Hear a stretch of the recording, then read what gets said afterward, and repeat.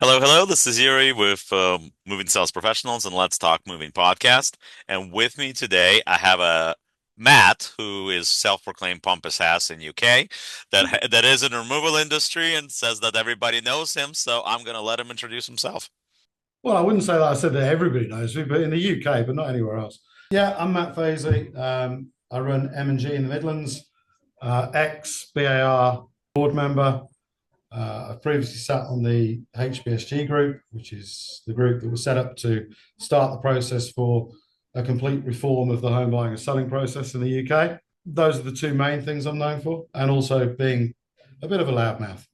I think that's true about a lot of people that are involved in the industry in general. It's kind of hard to stay quiet. It is. The biggest problem I find with it is the lack of education. And a loudmouth with education can be entertaining, and a loudmouth without it can be embarrassing for the industry. And that's the primary problem I have with Facebook and the other social media entities, where opinion is allowed to flourish and generally make the industry look bad when it's not educated in what it's talking about. Yeah, I can't agree with you more because I mean, at this point, I've been in the industry for more than 20 years. In US, people know who I am. In UK, people are still finding out about who I am, but I'm gonna get to meet more of you guys, just like I did last year at the Movers and Storers.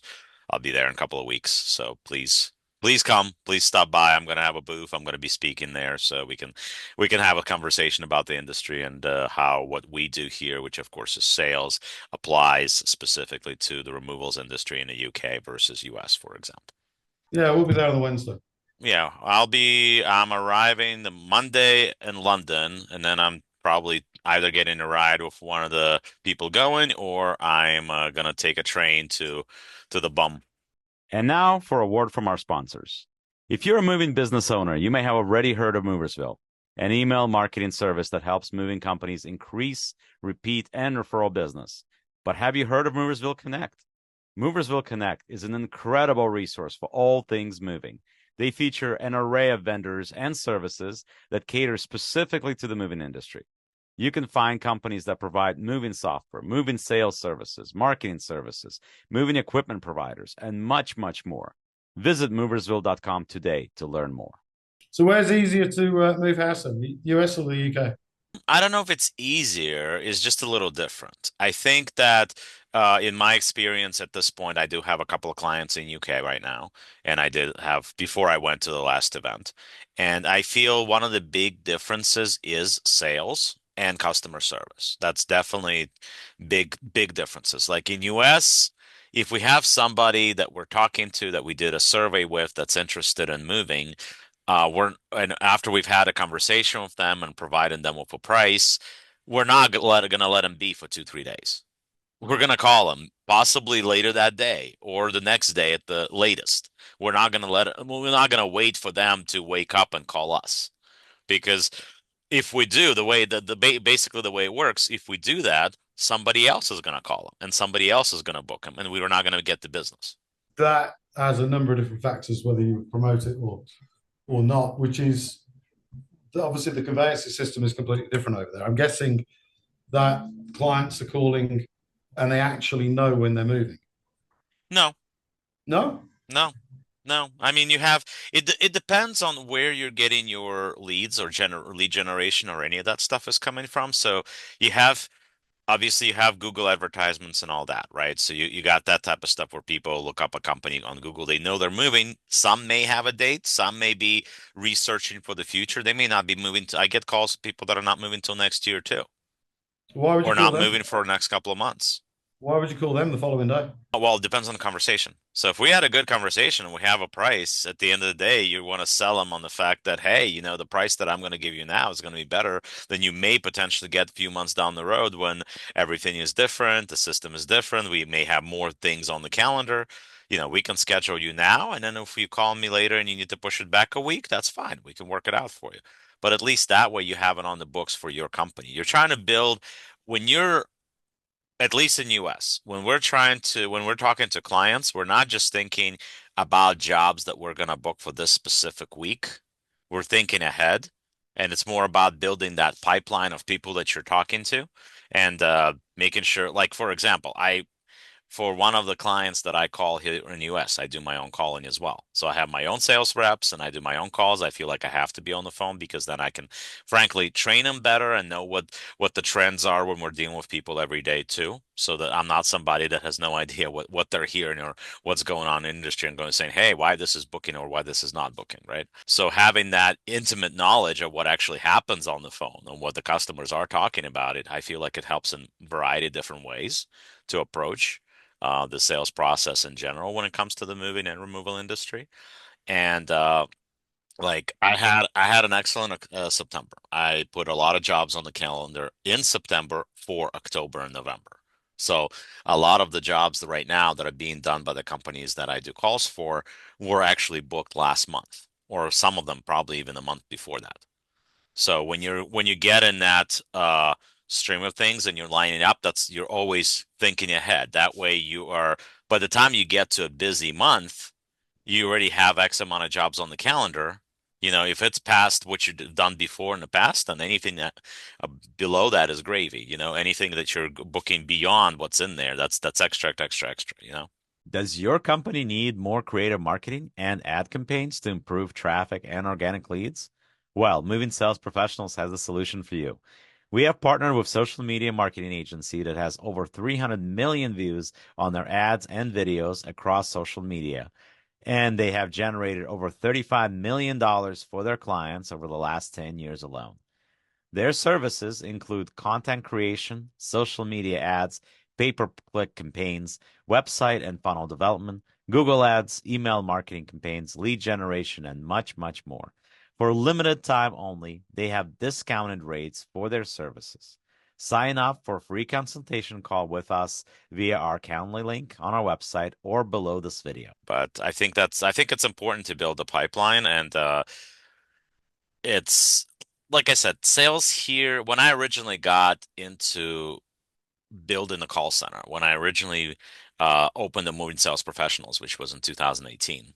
And I was thinking about that even before that, but I opened in 2018. One of the things that was very important is the connection with the customer. And it was about putting professional sales in the moving industry because there are a lot of salespeople, but there aren't a lot of very good ones. The ones that know what to approach, know how to listen, know when they hear something specific that a person says, know to harp on that and focus on that subject. Because if your customer mentions a sofa multiple times during a call, you know that that's a piece that's important to them.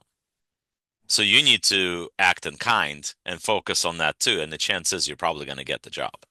That requires a certain measure of intellect. Right, which is where we come in. Well, unless you have a process for installing intellect and intelligence beyond birth. No, unfortunately not. No. But, yeah, I think that's the possibly one significant factor in this country. The problem you've got here in this industry is of all the number isn't specifically known, but I would roughly estimate right now around about 1,900 to 2,300 moving companies. hmm You generally do not have a depth of education in how the conveyancing system works. hmm And so without that, you don't know the landscape you're operating in.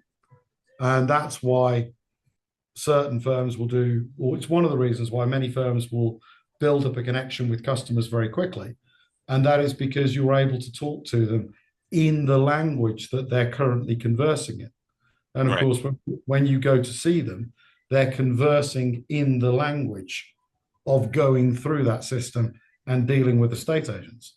right, And those firms who can converse at that level will naturally engender a much deeper connection with the clients in terms of their stress levels and what they're going through. sure. That's certainly what we know over the years. It's certainly how we know that our conversion rate,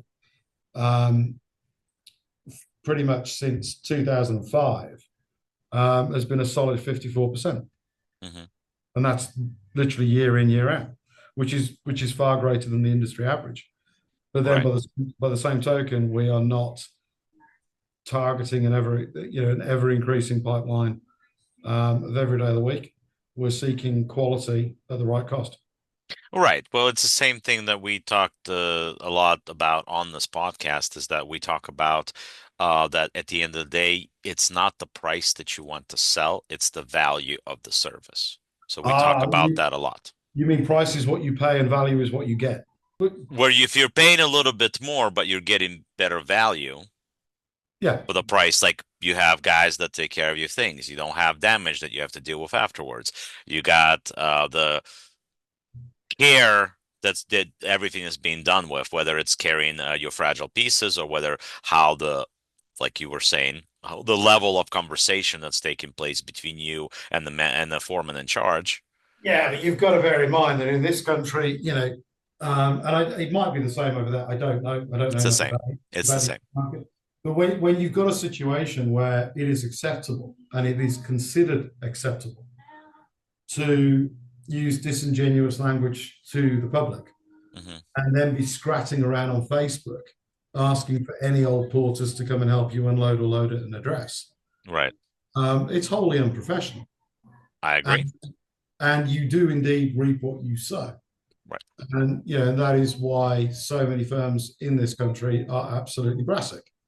Right. I agree with everything that you're saying, and I think that's the same thing here because you got to remember that who are the majority of the moving companies? Majority of the moving companies, at least not the one. Of course, I'm not talking about the ones that've been in the industry for a long time, but majority of the new companies, they're guys that just got off the truck yesterday.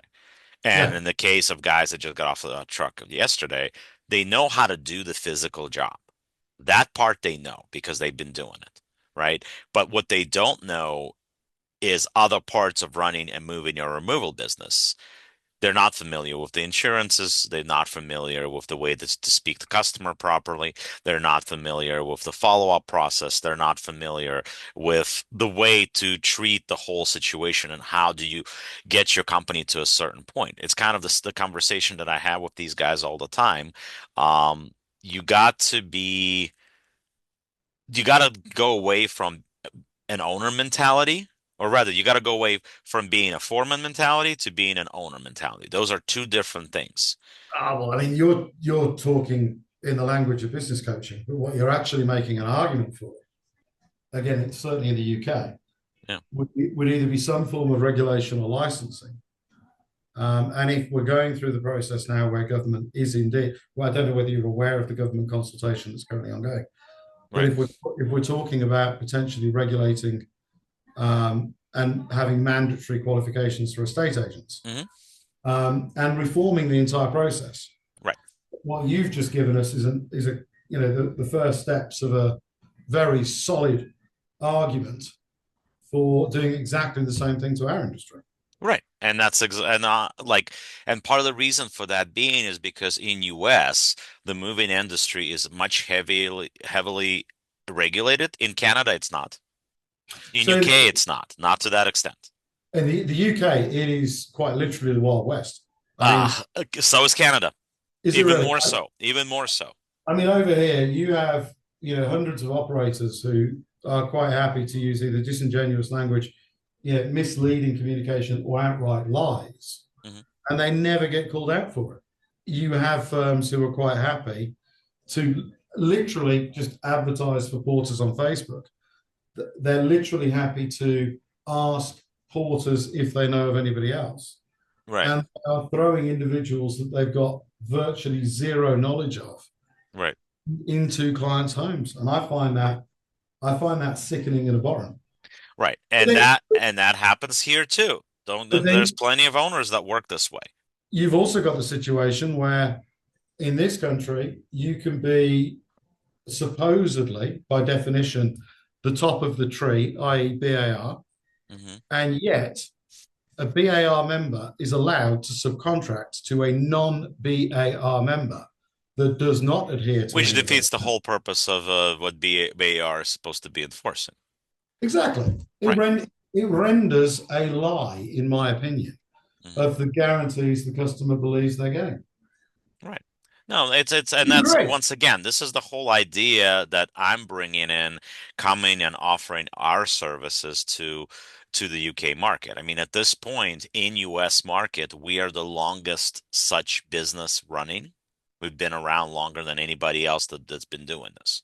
So I've been doing it for a very long time. I started in sales first, then I did moving. I've been on the truck physically. I've been in the office. I've let the crews out at 5 in the morning. I've done all that stuff beyond simply sitting in the office. Now, I haven't jumped in your terms on the lorry and drove across the continent, but I have jumped on the truck. I have went to the job. I have packed the customer. I have done all that. So Mm. I understand more than simply saying, okay, this is how the sales process needs to work. Do you miss And it?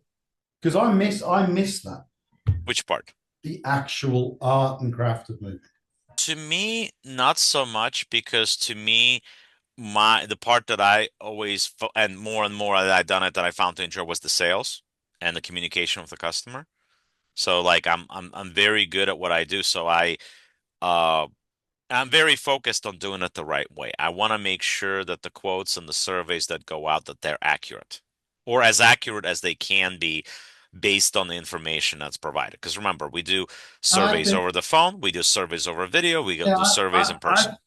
I think you're too obsessed with trying to promote your business on this podcast. I think you need to answer the question: how much did you enjoy actually being out there performing the craft itself?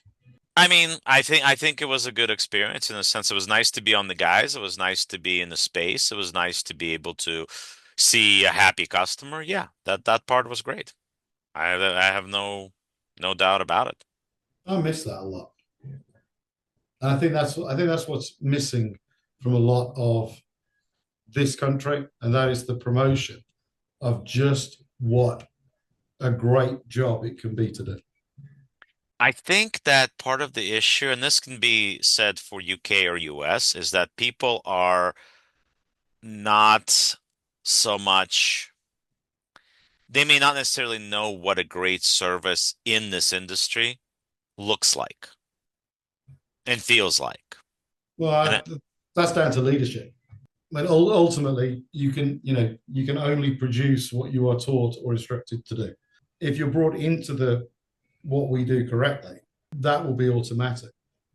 But whatever way you cut it, it needs promoting that there are very few places you can go and learn physics, fitness, mobility, psychology, because there's a huge amount of psychology in it with dealing with customers at stress times. absolutely. And yet, while doing all of that, you can also have a huge camaraderie with colleagues. Right. You can both laugh and joke and be utterly professional on a twin track basis for 8 hours a day. And you've got the freedom and the fresh air. There's a lot to be said for it. And that's why it needs pointing out on a podcast as going into the public sphere. What a great place it is, and what a great place it can be to work, and what a great industry it can be to work in. Yeah, I agree with that. And especially when it has to be both. You need to have a feeling that you're doing a good job and that you're taking care of somebody's needs. But then it's also, like you said, camaraderie. Like I'm a big sports person. I play hockey. I talk about that a lot. My son plays hockey, so I certainly take part of and joy in being part of the team and all that stuff. So that goes back from whether you're playing sports or whether you're part of a moving team, right? It's a similar type of scenario where you're doing something with somebody in order to achieve the ultimate goal, which is a satisfied customer and a good job done. And the sense of fulfillment as well. Yes, Because there aren't many jobs where you can literally begin the day with a defined task and the measure of success and the measure of achievement, and right. also have that complete process every single day of the week. And again, with the knowledge that you genuinely touched, affected, and bettered somebody else's life along the way. Absolutely. Absolutely. That doesn't get pointed out enough. Yeah, I agree with that. I think that that's a very important thing of, well, frankly, it's an important thing of any industry. If you're able to make the focus that way and you're running a business that way, then you're doing something right, probably, because you have employees that are happy working for you because of they have that kind of a feeling, that kind of a satisfaction that they go home with at the end of the day, right?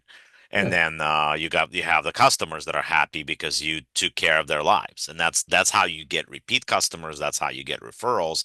That's how you get more and more business. That's how you grow your company. Absolutely. Yeah, well, absolutely. Or indeed, how, going back to the very beginning of this conversation, how you are creating the value. Because that's what this really does. It creates value for the client and then ultimately creates a product Right. that And justifies ultimately, when you itself. have a higher value, you can charge a higher price. Exactly. I think we've already given something educational to many people. I believe so. And I think I mean, I think it's important because there's definitely I don't feel like there's a huge disconnect between the UK and US. I think the industries are very close. There's really not big of a difference. Even with the way that it's being quoted, there's not that much of a difference. Um, You say that, but I mean, I see all sorts of stuff over here. You know, people quoting per cubic foot, mhm, people quoting a day rate, mhm. people idiots quoting by the size of the vehicle. Uh, yeah. Well, okay. Well, let's go into that for a second. So, in US, depending whether it's a local job or it's a job that's going cross country, it's done several different ways. Where we are based, which is Virginia, Maryland, Washington, D.C. area, local jobs are genuinely usually quoted hourly. Going out of state, going, for example, to California cross country, it's either based on weight, pounds, or it's based on volume, cubic feet, or depending on where it's going, it could be based on truck size. It could be a flat rate. So there is, I know how what you called it, but there is a time and place for something like that, and you can certainly build a flat rate pricing based on it or based on a truck size under specific parameters. So you got the parameters of the space, the amount of space that's on the truck. You got the parameters of distance. You got the parameters, and based on those, you can build that to be a flat rate price. So that's something that's also doable. No, it's not. In the US, it is. Well, not here. It isn't because if you have any given move, let's say it is 2,000 cubic feet, Uh-huh. and you have this vehicle now that is 2,000 cubic feet. Right. Now, if that physical content is Mm-hmm. coming out of a four-story property with a basement and a 20-foot walk to the vehicle, Mm-hmm. the resources required to load that content in our window, which of course expires at 1 p.m., Mm-hmm. is extremely different than if that exact same content is in a four-bedroom bungalow with an in-out drive and two different points of ingress and egress. Right. But you're not, but if you're going to give out a flat rate price, I'm not. right. Like I said, if you are, then you absolutely need to come out and see all this. You're not going to do that over the phone. Oh no, God no. You're definitely not. And to Sorry. be frank, I'm not generally a fan of flat, like we do not, like I'm not a fan of doing flat rate pricing for local move. I will not, like that's something that I absolutely do not want to do, and I advise my clients not to do, right? Now, if you're quoting them a 16-foot truck, for example, which is what I mean, that truck size is a little different here than you guys have over there. But the 16-foot truck, which is roughly about 750 cubic feet for comparison's sake, Yeah. worth of space. So if you're quoting something like that, for us to go that size of a job to go from Virginia, for example, to New York City, you're probably going to be somewhere in the 2500 range. That would Oh, be the price for that. what's that in miles? That's about 1,600 quid, isn't it? No, Uh, 1,700 It's about, what's the drive? It's about 4 hours, 4 hours. each way. Yeah. That is incredibly cheap. I take it that's sending the vehicle with a driver and Mhm. then getting labor at each end. Mm, sometimes yes, sometimes no, depending on the company. It's just That when is, you're going something trips to New York, they happen often enough, and they're generally it's a 1 day trip. So just to, I'm gonna so give you. hang on. That's potentially, so that's somewhere in the ballpark, assuming normal household content. Mhm. That is in the ballpark of 11 hours work, start to finish, Yeah, yeah, give or take. yeah. I mean, I'll tell you exactly because I'm looking this up right now. I'm telling you. So So here's the question then. it's So, 226 miles one way. okay. So in the US, how would you do that job? Well, you can quote it hourly. You could quote it as a flat rate based on truck size, what I just mentioned, Yeah, no, no. So is or that one day? pounds. Is that Yeah, one day? same day. Yeah. Yeah, that's how it used to be here. You're not doing that in one day here. Yeah. I mean, it would depend. Like, I know you guys that whole got had that whole property chain thing going on. Um, we don't have that happen quite as often, first of all. Yeah. But the other part, what we have to worry about with going to New York, there are buildings in New York that don't allow deliveries after 5 o'clock in the afternoon. So, Okay. or early evening. So if you're gonna take a job like that to be a same day thing, you're gonna have to start it pretty early to try to make sure you and this is assuming that that everything is already packed, that you're the only thing that you're doing is just loading the stuff in the Yeah. truck. I think it's quite interesting because I think that in the UK there will be a lot of. I think that the last 3 minutes of this conversation could actually be a huge discussion point. Who would actually try and do it in a day? Who wouldn't? And if you did it in a day, I mean, 750 cubic feet, you've got to reasonably assume it's going to be somewhere in the ballpark of 2.2, 2.3 metric tons, Hmm. which means you're not doing it in a single non-tachograph vehicle unless you want to be massively overweight. And then if you're in a tachograph vehicle, you've got a different set of circumstances and Yeah, you got considerations. different vehicles in UK. I think that's part of and different rules, especially for how much weight you can have on the vehicle. You want to bring this up when you come over for the M&S show. So you want to ask that to whatever audience you get. Hmm. Give that as a job, and say how would you do this, and Hmm. just see what people will put forward. It's going to be fascinating. Yeah, it's gonna be interesting. You can be there for that. Yeah, I'd happily be there for that. It's if you can get enough people into the seminar arena, because We'll the see. last couple of years, the Movies and Stories show has been akin to a graveyard, um, and I'm hoping it's a lot busier this year. Yeah, I hope so. I mean, it's gonna be interesting. I'm looking forward to having a lot of fun conversations. So yeah, I'm absolutely Our, looking forward to that. our social media pixie, who's off screen, um, she's going for the first time, so I hope it's great for her because she's fresh to the industry. Okay. Well, she's more than welcome to chat with me and pick my brain. I'm more than willing to share the information. It's free to all. Yeah, it is free to all. Register at Movers and Stories Show. What is it? .co.uk.com. It's movers and stores, I think it's .com. It is .com because I own .co.uk. Yeah, it's Yeah, .com. .com. Yeah. You think I Yeah, don't know? movers and stores show.com. Yeah. All right. So, anything else you want to cover? I think we're good. And once again, thank you very much for joining, Matt. Like I always say, the world moves on its own, so let I the need professionals move yours for you. you. Got to let me give a shout out. Of course. So, for any of the UK movers watching this, who I would desperately, desperately love to become more educated, so they can approach this differently, so they can potentially, yes, have more booking security and have a greater vision into the future in what is the conveyancing system from hell. That board behind me, which is probably written in reverse because I don't have a mirrorless camera, is the How to Move No, it's Home. good, actually. Is it good? Yeah. How to Move Home podcast. Um, it's on Spotify. It's on YouTube. No, it's on YouTube. How to Move Home. It has educational stuff, and I promise. And there's no money in it for me. It's out there purely to help educate. Have a listen. The more information you've got, and the better it is, the less cancellations you'll have in your diary.